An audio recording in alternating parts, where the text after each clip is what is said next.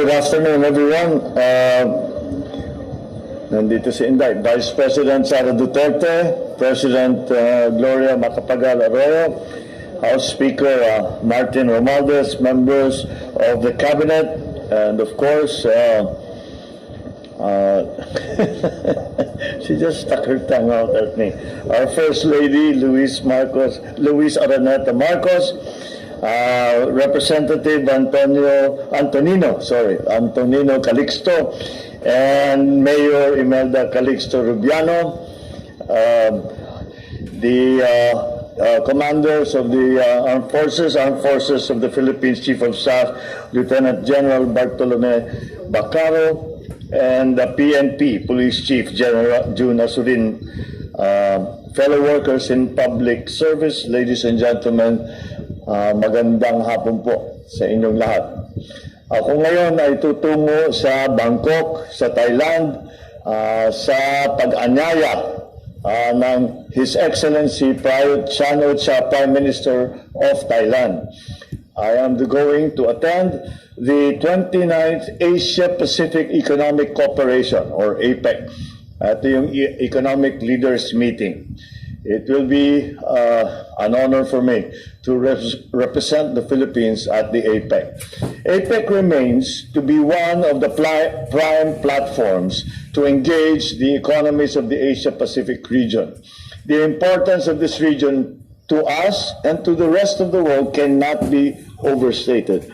We host 38% of the world's population, 48% of the trade, and 62% of its GDP. The largest segments of our OFWs call this region their second home. 85% of our trade is within this region, and that's the reason why Filipino consumers have access to goods and services from this region.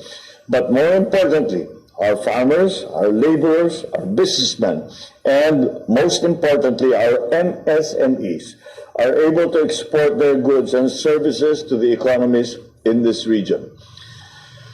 Mga kababayan ko, ang dala natin sa ganitong klaseng mga summit at saka mga meeting ang ating mga pangarap para sa magandang buhay. This is what we aspire for a peaceful, a prosperous Asia-Pacific region. We will be engaging with the leaders of the economies of the Asia-Pacific region to agree on how we can achieve food and energy, safe and seamless cross-border passage for our seamen and our other Filipino workers, economic inclusion of our MSMEs, women, indigenous people, and other segments whose economic potential remain to be unlocked.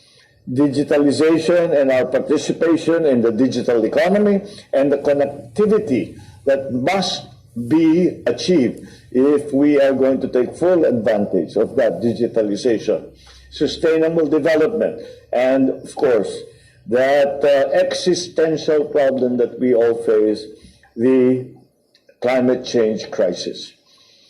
In addition to the APEC meetings, the First Lady and I will meet Their Majesties King Maha Vajiralongkorn Phra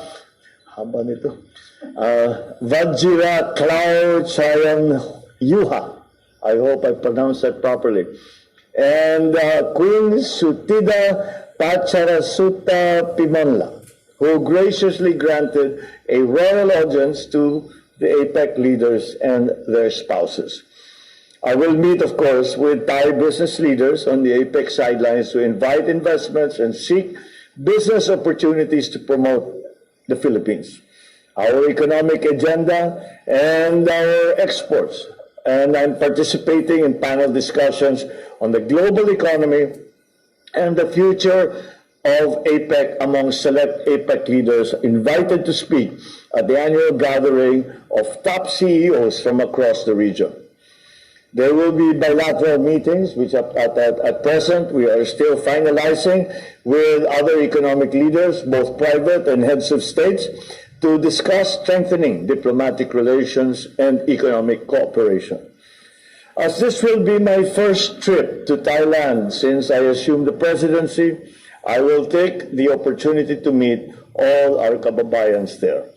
Since the start of my coming into office, we have already gone through a lot, but we do not waver on the dream, ang ating pangarap na wala nang ginugutom na Pilipino, and that we achieve the upper middle income Philippines, where the fruits of our hard work are equitably shared by all.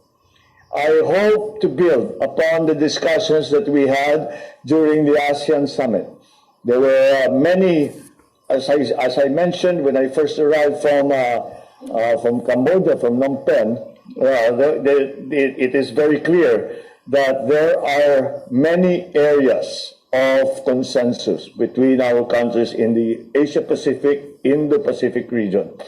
And that is what I hope to build on. We have established that those are the concerns, the common concerns of all the leaders, of all the countries around the region. I am hoping now to put some meat on those very preliminary discussions that we have had.